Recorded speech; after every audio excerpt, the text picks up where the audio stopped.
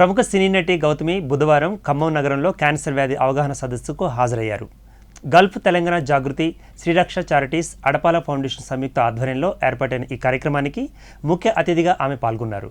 Gulf Telangana జాగృతి అధ్యక్షులు శీలంశెట్టి హరిప్రసాద్ ఆధ్వర్యంలో నిర్వహించిన సదస్సుకు మంచి స్పందన లభించింది.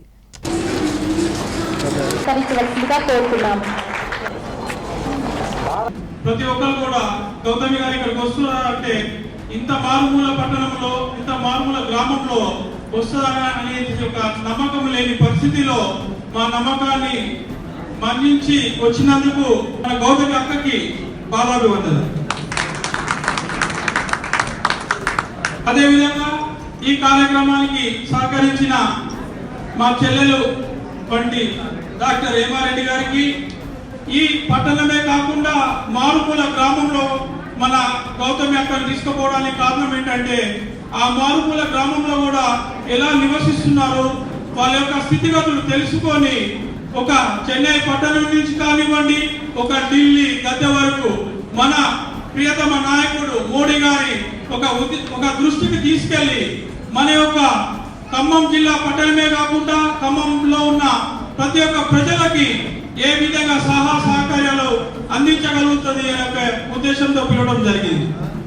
అదే విధంగా మనం ఎంతో దూరం ఉన్నా కానీ మన ఊరికి ఏదో చేయాలనే ఉద్దేశంతో మా పుట్టిన ఊరు కరివారిగూడెము, చదువుకున్న ఊరు కొత్తగూడెము కాబట్టి రెండింటి మధ్యలో సుజాత నగర్ గ్రామంలో రేపు ఉదయం 9 గంటలకు ఒక బ్రహ్మాండమైన కార్యక్రమము, అంటే డాక్టర్లు ఏదో వచ్చి ఏదో చూసి పోవడం కాకుండా ఒక క్యాన్సర్ మీద ఒక స్క్రీనింగ్ చేసి ప్రతి ఒక్క వ్యక్తి కూడా దయచేసి మేము స్క్రీనింగ్ వెళ్తే మా క్యాన్సర్ ఉందా అనే ఉద్దేశం కాదు. దయచేసి చేసుకోవటం వల్ల ఒకవేళ లేకున్నా కానీ ఒకవేళ ఉన్నా కానీ తెలుసుకోవడానికి ఆస్కారం ఉంటుంది. కాబట్టి దయచేసి ఆ ఒక సద్వినియోగం చేసుకోవాల్సిందిగా కోరుతున్నాను. అందరికీ నమస్కారం. బుధవారం సాయంకాలం ఈ టైంకి మీరందరూ ఎంత ఓపికగా వచ్చి కూర్చుని ఇన్ని స్పీచ్లు వింటున్నారంటే మిమ్మల్ని నేను నిజంగా మెచ్చుకుంటున్నాను. ఆరోగ్యం పైన, సమాజం పైన మీకున్న కన్సర్న్, మీకున్న ప్రేమ ఈ ఒక్క విషయంలోనే తెలుస్తుంది. నాకు క్యాన్సర్ ఉందన్న విషయం, నాకు బ్రెస్ట్ క్యాన్సర్ ఉందన్న విషయం నేను కనిపెట్టాను. ఎందుకంటే ఒక పర్టికులర్ ఏజ్ 30 years 31 years దాటిన తర్వాత రిస్క్ ఉంది అన్న ఒక వేగ్ ఐడియా మాత్రం ఉండింది.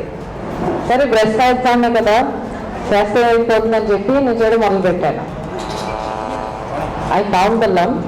ఆ తర్వాత డాక్టర్ గారికి వెళ్ళాను, టెస్ట్లు చేశారు, పాజిటివ్ డయాగ్నోసిస్ వచ్చింది. ఆ తర్వాత జరిగిందంతా మీకు తెలుసు. సో నేను ఏం చెప్పాలనుకుంటున్నానంటే, క్యాన్సర్ అన్న డయాగ్నోసిస్ వస్తే ఎండ్ ఆఫ్ ద స్టోరీ అని మాత్రం అనుకోకండి. జీవితం ఉన్నంత వరకు ఉంది. మీలో ఆ హోప్, మీలో ఆ ఆశ, మీలో జీవించాలి, ధైర్యంగా, గొప్పగా, బ్రహ్మాండంగా, అందంగా జీవించాలన్న ఆశ ఉన్నంత వరకు అది ఉంటుంది.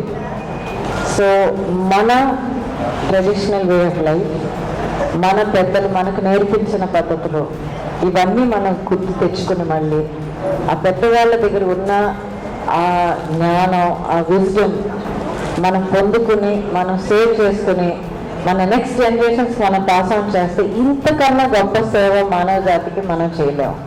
ఎందుకంటే ఈరోజు మనం ఏం చెప్పినా కూడా తెలుగు భాషలో చెప్తే తెలుగు భాషకు మాత్రం పరిమితం అని మనం అనుకోలేము. అది ఆ మాట విని ఎవరో ఒక్కళ్ళు ఎక్కడ వేరే ఉందా, ఇంటర్నెట్ అనేది ఒకటి ఉంది కదండి, అరవలో ట్రాన్స్లేట్ చేయొచ్చు, ఇంగ్లీష్లో ట్రాన్స్లేట్ చేయొచ్చు, ఫ్రెంచ్లో, జర్మన్లో, రష్యన్లో, ప్రపంచంలో ఏ మూలకైనా వెళ్ళచ్చు.